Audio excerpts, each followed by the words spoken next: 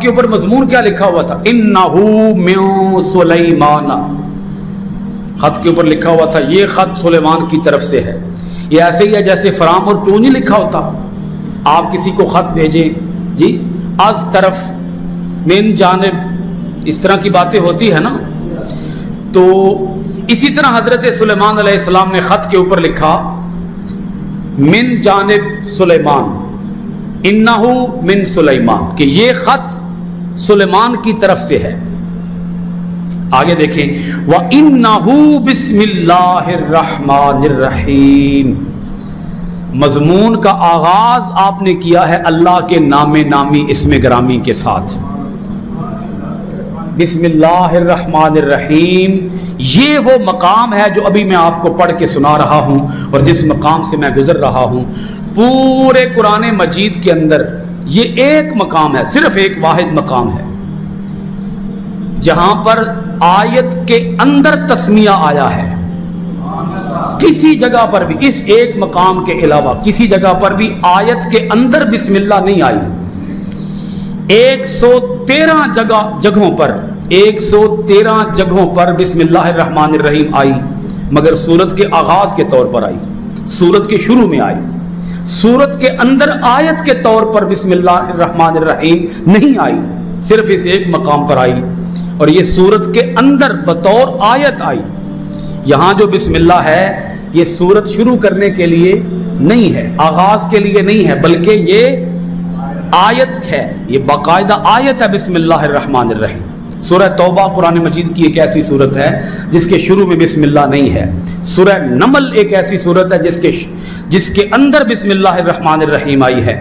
اس طرح کل اگر دیکھا جائے تو 114 بار، کیونکہ 114 صورتیں ہیں، 114 بار بسم اللہ الرحمن الرحیم قرآن پاک کے اندر آئی ہے۔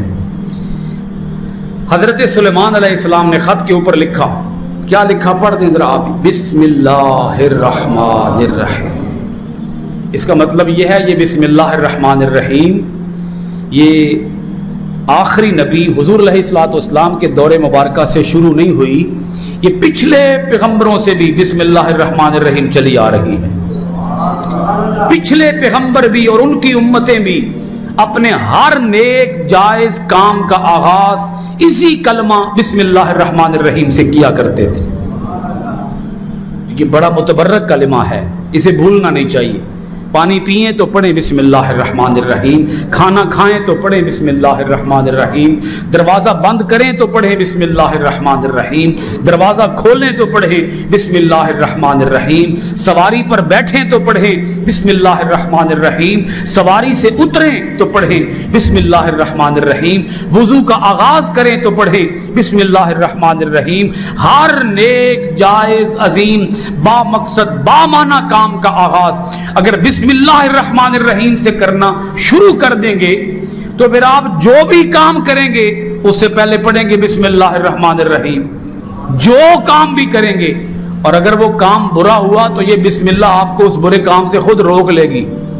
ہوں بندے دا پتر بن، میں نے پڑھ کے تے کرن کی لگے ہیں، اللہ کرے تو سمجھ آ جائے بھائی بسم اللہ الرحمن الرحیم پڑھ کے تے تو کی کرن لگے ہیں، غلط کام کرنے لگے ہو، ناجائز کام کرنے لگے ہو، یہ بسم اللہ خود برے کام سے روک لے گی۔ یہ اس کی برکت بتا رہا ہوں۔ آپ دیکھیں نا، خط ہے، خط کے اوپر اگر آپ بسم اللہ نہ بھی لکھتے تو کیا ہوتا، لیکن حضرت سلیمان علیہ السلام نے خط و کتابت کا طریقہ سکھایا کہ کسی کو کوئی پیغام بھی بھیجو تو پیغام بعد میں لکھو، اپنی بات بعد میں کرو، اللہ کا ذکر پہلے کرو۔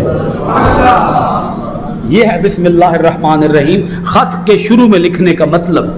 بھئی کسی کو اپنی بات کہنی ہے، اپنی بات تو اپنی بات بعد میں کہو، اپنا مدعا بیان بعد میں کرو، اپنا معافی ضمیر، اپنا مقصد و مدعا وہ بعد میں بیان کرو، پہلے بیان کرو اللہ کون ہے۔ اللہ رحمان بھی ہے، اللہ رحیم بھی ہے۔ اس اللہ کے نام سے شروع، اس اللہ کے نام سے ترجمہ یہ نہیں کرنا چاہیے شروع کرتا ہوں اللہ کے نام سے۔ اگر آپ نے ترجمہ یہ کیا ہے تو پھر آپ تو اس جملے کو شروع کر رہے ہیں شروع سے، لفظ شروع پہلے آ گیا نا، نہیں سمجھ آئی؟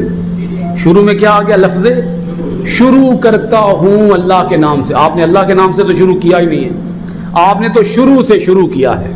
شروع کرتا ہوں اللہ کے نام سے.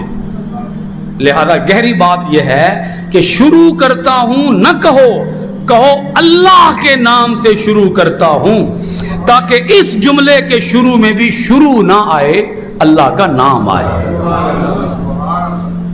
اللہ کے نام سے شروع کرتا ہوں. کون؟ اللہ جو بڑا مہربان ہے اور ہمیشہ رحم فرمانے والا ہے.